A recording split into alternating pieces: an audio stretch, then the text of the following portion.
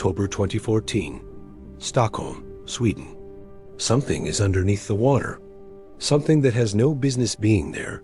The Swedish Navy scrambles 6 warships. Helicopters take off. Anti-submarine mines get dropped into the bay.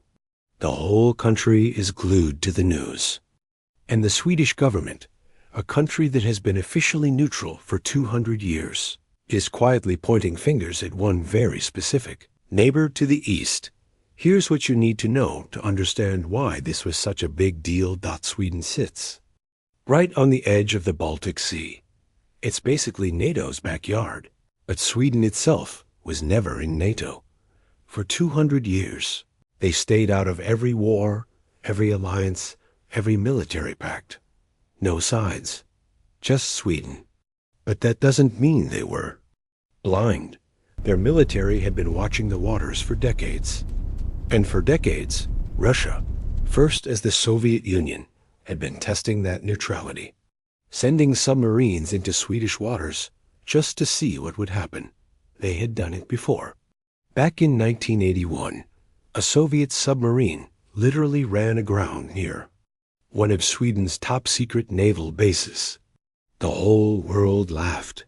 They called it Whiskey on the Rocks because the submarine was a whiskey-class vessel and it was stuck on a rock. It was humiliating for Moscow and absolutely terrifying for Stockholm. And now, 33 years later, Sweden was getting that same cold feeling all over again.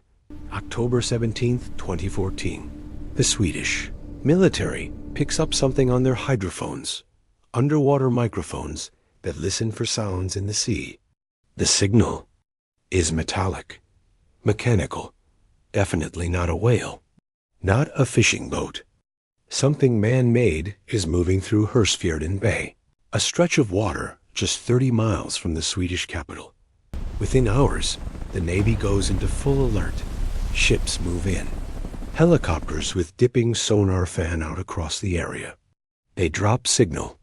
Grenades into the water, basically underwater warning shots, demanding whatever's down there to surface. Nothing comes up. The operation runs for 6 days. 6 full days. No civilian boats. No press allowed anywhere near.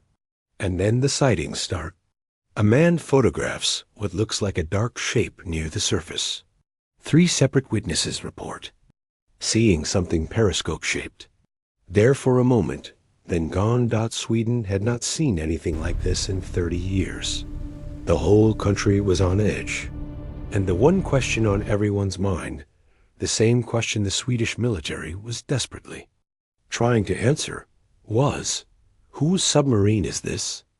Now let's talk about timing. Because the timing of all this is everything. March 2014, Russia annexes Crimea, just takes it. NATO goes into crisis mode. The Baltic countries, Estonia, Latvia, Lithuania, are terrified. Sweden starts having serious conversations about joining NATO for the first time in living memory. People who had never even considered the idea were suddenly saying, maybe we should. And then, just 7 months later, something appears in Sweden's most strategically important bay. You don't need to be a spy to read that signal. Swedish defense analysts were almost unanimous. This had Moscow written all over it. Russia had a long documented pattern of probing neutral countries, sailing close to their borders, flying near their airspace, testing how they would react. The message was never spoken out loud. It didn't need to be. It was simple. If you move toward NATO, we are already here. We can reach you. Remember that. Russia, of course, denied everything. Their defense ministry called the whole thing a Swedish domestic political problem, which, to be fair, is exactly what you'd say whether you did it or not. But here's where the story takes a turn. After 6 days, 6 days of the most intense submarine hunt Sweden had run since the Cold War, they found nothing.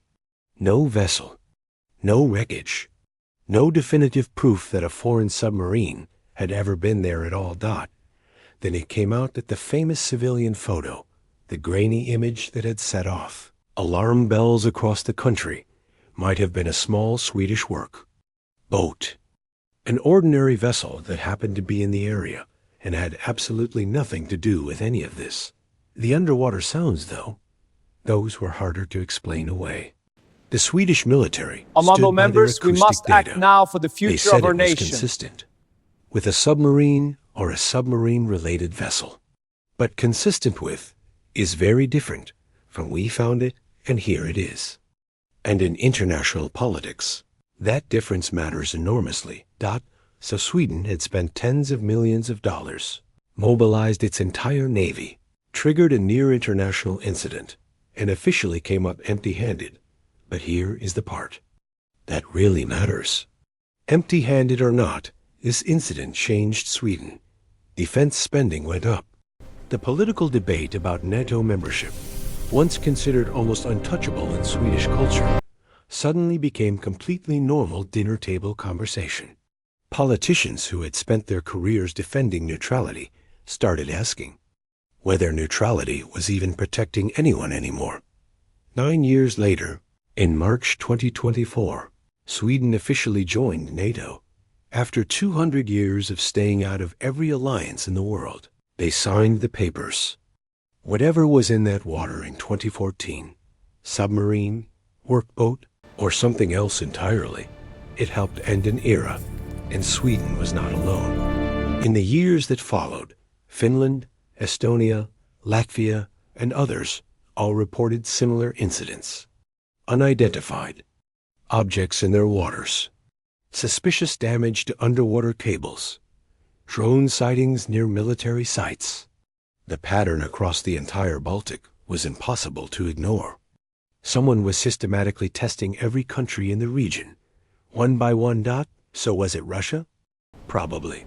The timing, the pattern, the political context, the history, all of it points in one direction. But probably and proven are two very different things. And Russia has always understood that better than anyone. If you never surface, you never get caught. The water keeps your secrets. Whoever was down there that October knew exactly what they were doing. They wanted to be heard on those hydrophones. They wanted Sweden to scramble its navy. They wanted the world to see Sweden scramble its navy. Mission accomplished. Whether we ever identify the vessel or not, the water went quiet. But Sweden was never quite the same again.